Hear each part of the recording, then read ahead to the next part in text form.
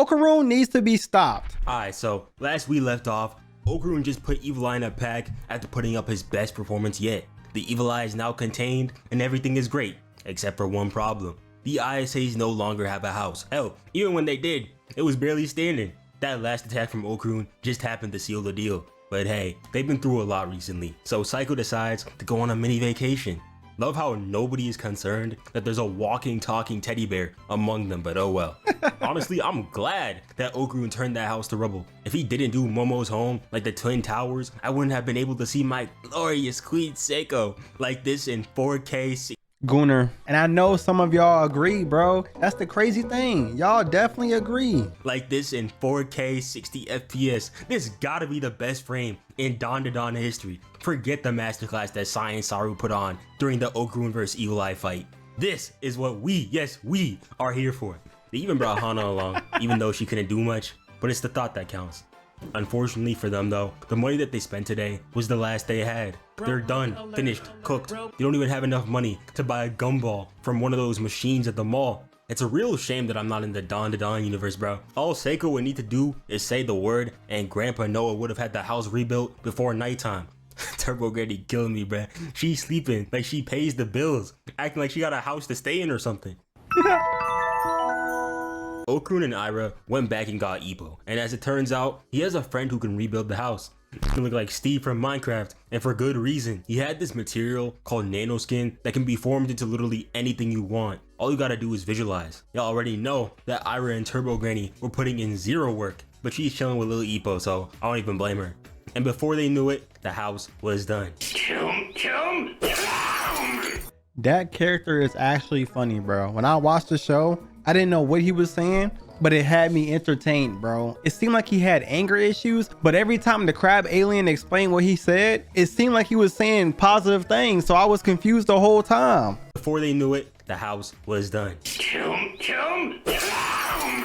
Yo, I don't think Steve was too happy to help. Gigi has been doing pretty well too. We met his parents last video, but after seeing them for real, I can say for sure that his mom is insane. Out here whipping the truck in reverse at a cool 40 miles an hour, and Gigi is still keeping up. No Evil Eye powers either, he's just built like that. They even came to help rebuild the house, but by the time they made it over, it was already finished. Nice of them to come help though. But back to Gigi. As it turns out, the Evil Eye has been pretty chill since his fight with Okarun.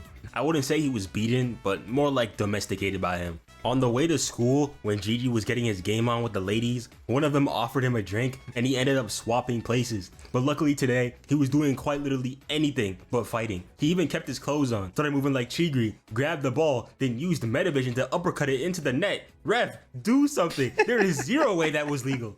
Then bro hit a direct shot so powerful that it had the players flying into the net on some Shaolin soccer timing. Once again, there is no way this is legal. Bro's game is out of this world.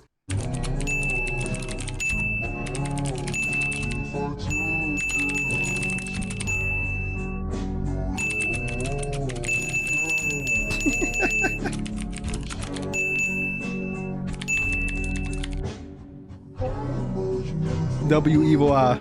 I find it funny that nobody can see it's the Evil Eye if they don't have spiritual powers. So all they're seeing right now is Gigi moving at Mach 3, scoring goals, and growling at people like it's normal. I never realized this. Is that true? It would make sense though. It would make sense because I was wondering why nobody's saying anything about this. But you need spiritual power to see Evil Eye. Okay, that makes a lot more sense than what I was thinking, bro. I thought they always just used to it. And no offense to Momo, but is she in one of those special classes? This guy is writing 1 + 2 = 3 as a high schooler. If you can't figure that out in your head at your big age, I think there's some bigger problems to address. Is the teacher teaching 1st grade math? I haven't seen fruits in my textbooks since I was 7. They're getting that football school education, bro. That IMG Academy as curriculum. Ain't a drop of knowledge being learned in that class. Muko and Miko were obviously confused on what Gigi was on, but his antics could come later, because they end up showing Momo something interesting. Apparently, there's an apartment complex that's haunted by a golden ball. And y'all know exactly what that means. You know, it never really occurred to me how having one ball would work. Like, is it like a full cup, half full type thing, or like a half cup all the way full type of way? I don't even know. I can help you find out. You know, there's different ways to find out, but having one ball to me just essentially means that you can't have babies, bro. Do you want 2 balls or 1? Just depends on what you want in life, bro. I'm not trying to find out, but anyway. Before the gang finds the last piece of Okarun's jewels, we get introduced to a new character, Kinta. And I can't even lie, I do not like this nigga. The entire vibe I felt for his introduction went just like this. And Bumblebee! And Bumblebee! And Bumblebee! First time I've seen a guy get retconned into a story like this. Bro thinks he's on the team. Do you truly want me to believe that this guy was in front of Muko and Miko when Momo and Okarun kissed? Do they think I'm insane? I know he wasn't there. This dude basically saw all the game that Okarun was throwing around with Momo and Ira, and he wanted to see how he did. Oh, that was from like the past. When I was watching this, I was dead ass confused. I cannot lie to y'all. I thought those were callbacks. But whole time they were showing us his POV. Yeah, chat. That's how you know I'm a little slow, bro. I did not know that at all. This dude basically saw all the game that Okarun was throwing around with Momo and Ira, and he wanted to see how he did it. The legendary Scruncho. Word. This is legendary? Based on what? What has he done? How long has he been in the game? Then he went up to bro in the middle of class and started singing to get his attention. Is this nigga serious? Word of advice, if you can't walk up to a person of your own gender and start a normal conversation, do not try to talk to a girl. Okarun was genuinely confused too. Like, I keep repeating that it's been a little over a week since he met Momo. Niggas weren't coming up to him like this unless they were trying to beat his ass. I'd be confused too. Went up to him and said, hey bro, you're chopped, boring, lonely, broke, hairline's cooked, your breasts stink, your shoes raggedy, plus you short as hell, and you still pull. How do you do it? Niggas will make sure to diss you in every single way possible, then ask for advice. And Okarun was genuinely wondering about this too. Like, damn, he low-key right. How do I do it? No, bro. Okarun's not even ugly, bro. He's actually a really handsome guy. He's a nerd for sure, but he's not ugly. Now this nigga right here, he's disgusting. He's chopped, overweight, disgusting, chopped, ugly, socially awkward, every bad thing you can think of, this nigga is. Like, damn, he low-key right. How do I do it? No, bro, lock in. And speaking of shoes, where does Okarun be getting his from? He goes through shoes like it's nobody's business, yet he's a broke high schooler with no job.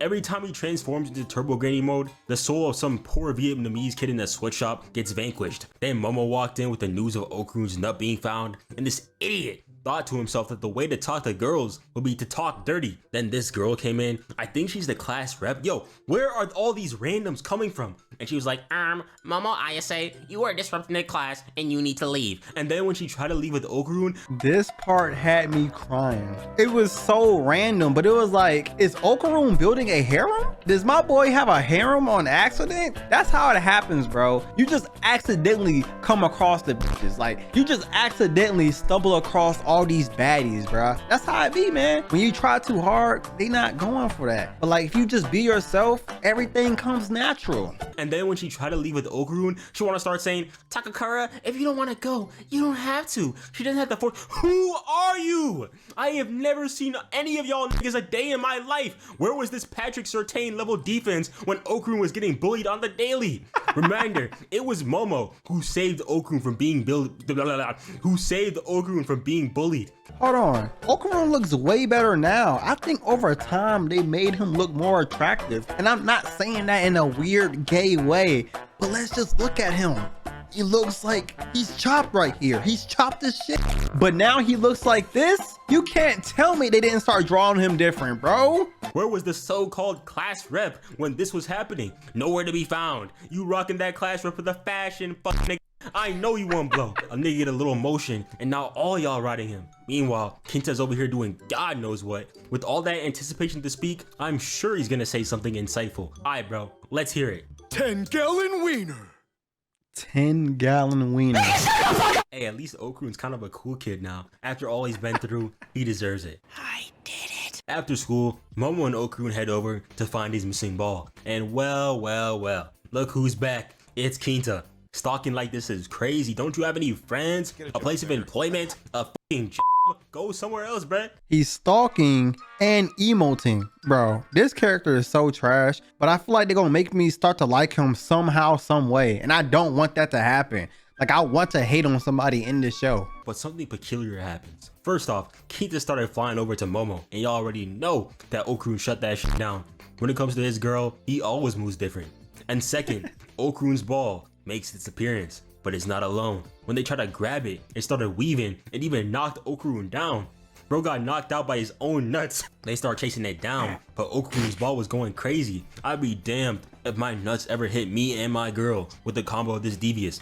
Okarun was genuinely getting cooked, but Momo has a plan. Okarun hit the pose that broke niggas hit at the cash register when their girl paying for their food, and I thought they were about to cook, but that junk did not work. First time I've seen one of Momo's plans fail. Oh yeah, Kinta is still here by the way. Bro almost lost his life trying to be cool. Do not be like Kinta. But then we have a breakthrough. Thanks to Kinta's attack, they're finally able to see the ball. Apparently the thing is using some type of like space technology to make itself invisible. Camouflage. Just say camouflage technology, bro. It's camouflage technology, bro. Apparently the thing is using some type of like space technology to make itself invisible. But the point is, they can see it now. Yo, that boy Kinta big as hell, but he can low-key move. And Okarun is actually killing me, bruh. For this girl is flying through apartments like Spider-Man, and he's over here ringing the doorbell. What a polite guy. Okarun's eventually able to get a hit on the creature, and we find out that it's a kaiju. Bro, Loki looks like Godzilla, and let's just say, it was not happy to be beaten down like that. Once I saw this stare down, I knew he was about to get active. Went from 6 feet to 600 and started going ham.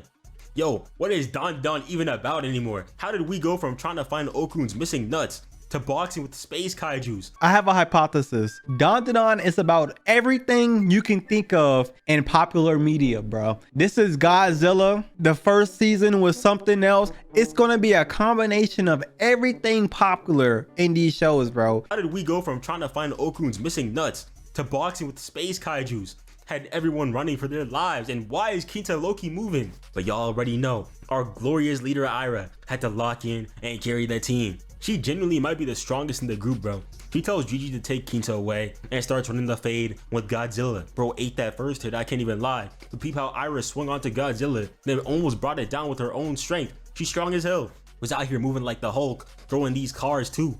Gotta suck being a civilian in a show with like superpowered freaks. Niggas will treat your cars like garbage, all for the sake of quote unquote saving the city. Then Ira strapped herself to a crane and rocked this shit. Godzilla struck back with a grab, but she quite literally told him to get that weak shit out of here. 15-year-old girl moving like this against a kaiju, by the way. Okarun was low-key put in zero work though, I can't even lie. After that evil eye fight, bro tapped out. He tired of carrying the team. I'm tired of this, Grandpa. That's too damn bad! And Isa was trying her best, but those sign throws were doing zero damage. She goaded on defense though, saved their asses from that ki blast. Okarun realized that if they aim for its light source, they'd be able to take the kaiju down. So Ira hits him with that distraction action, and Momo comes in with the counter, and they were able to put it down. Ira thought they beat the level, and she was over here talking shit. But no bruh, job's not finished. Would've gotten herself killed too, if it wasn't for Okarun's quick thinking and Momo catching them. And ain't no way, bro. Was that Gigi's backpack? Evil Eye threw a goddamn missile, good lord. Tell him to suit up for the Vikings, bro. We need a quarterback. I really thought that Ira was gone for good too. Look at the way she got laid out here, just for us to find out that she was trolling the entire time. Leg lock is crazy, bro. You gotta chill. Momo wasn't even moving this fast versus Godzilla. Here Ira with her own version of that, she good, my nigga. Then Evil Eye pulled up, looking happy as hell too. And if you're wondering how he got free again, Kinta's sweaty ass was over here slobbering over Gigi, and he ended up unleashing the beast. He wasn't even just slobbering on him, bro. Pause. He was like, "You're too good for my sweat. Huh, take my sweat. Take my sweat." This is another reason why I hate that character. He just want to be involved so bad. Like he want to be part of something. "You're too handsome for my sweat." He's so trash, bro. I swear. He had no reason to do this, by the way. He just selling for the love of the game. Evil Eye was so stoked too. He thought today was the day that he could squabble with Okarun. Not an evil thought was behind his face either. He's got to be the purest smile I've seen. He was genuinely shattered too when he heard today was not the day. I actually felt bad for him. But they got bigger problems to worry about. That kaiju is coming, and it's coming hard. And it's not looking good. Okarun is done since he went all out twice already. Evil Eye isn't allowed to fight. Kinta's fucking ass. And Isa, as good as she is, can't do much damage on that thing. Only Ira could truly run the fade with Godzilla. Exactly why she's the leader. But all hope is lost. Okarun figures out that they could use the nano skin that built the house to fight Godzilla. And just in time, because Momo, I love you, but you were not doing anything to that behemoth. At first, they didn't know what to do with the nano skin, but surprisingly, it turned out to be Kinta who locked in for the team, turned the entire home into a giant Buddha.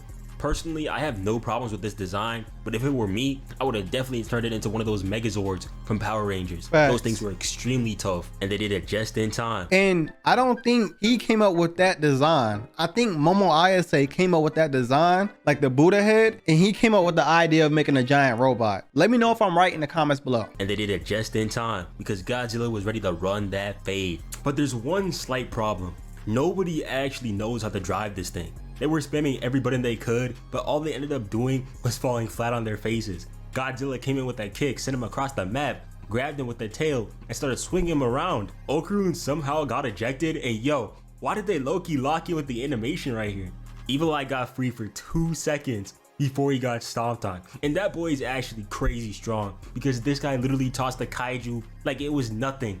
They might as well let bro run the fate with Godzilla at this point, because he could just take him out on his own. And honestly, Okarun was really about to let him take the wheel. Godzilla was out here toasting them. I've never seen bro this stressed in his life. Even Evil Eye was. But then, Kinta locked in. He figured out that all he had to do to make the robot move was imagine. And he was out here moving different. I can't even lie. Came in and hit Godzilla with that right hook. Same shit that Kong did to his ass back in that one movie.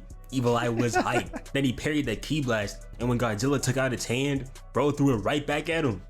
Then he swung Godzilla into the next area code, but bro was not about to let that slide. He ate that next hit and came right in for the point blank ki blast. I thought it was over, not gonna lie. Kinta's life was literally flashing before his eyes. As it turns out, bro did get bullied.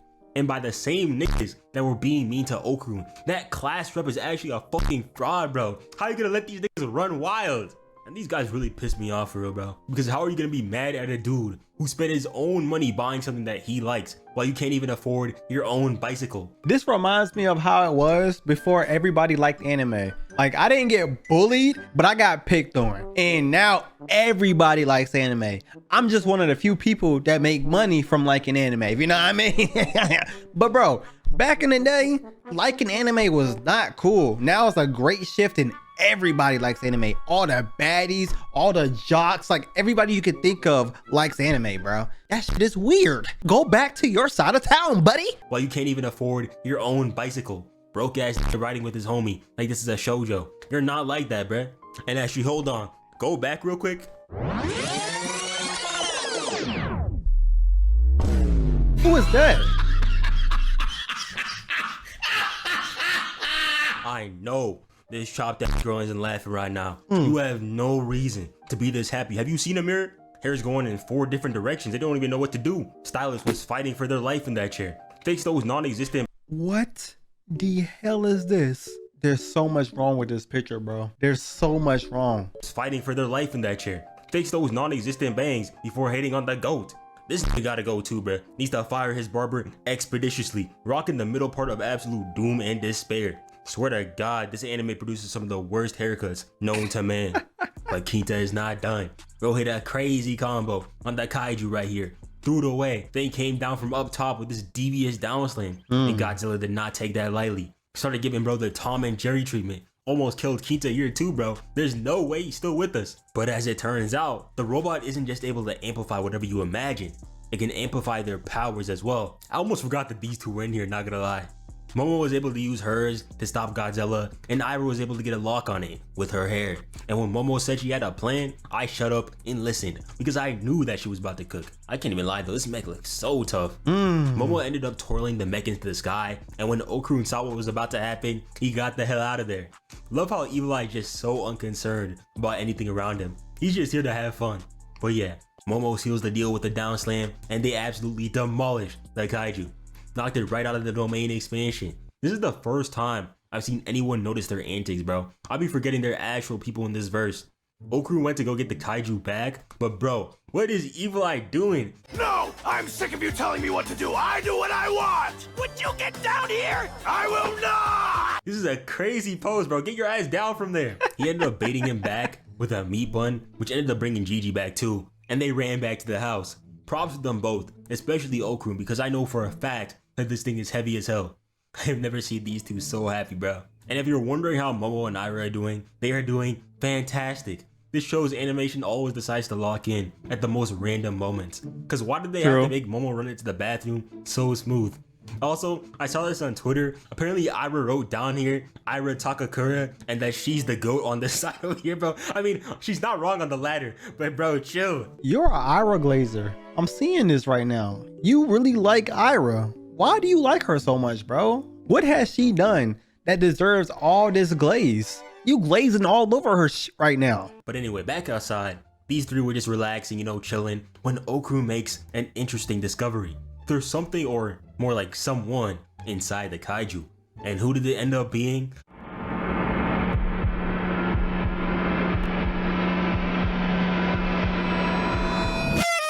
A really pretty girl. You mean to tell me that this cute little girl was out here putting the paws on these niggas like Crawford was doing to Canelo? Her design is actually really cool. I rock with the star eyes, and the antennae are cute, but what she did next was anything but. She looks like Saki K. She looks like Saki. She might have like psychic powers or something, bro. I might read the manga just to learn more about this character, because I'm not gonna lie, y'all know how much I didn't like Don at first, but season 2 really locked in and it made the show way more interesting. I want to know more about her. That this cute little girl was out here putting the paws on these niggas like Crawford was doing to Canelo? Her design is actually really cool. I rock with the star eyes, and the antennae are cute, but what she did next was anything but. Because tell me why. The first thing this girl did was kiss Okarun on the lips. Mind you, she just tried to kill all of them, and now she's doing this in front of Momo too, bro. What the hell?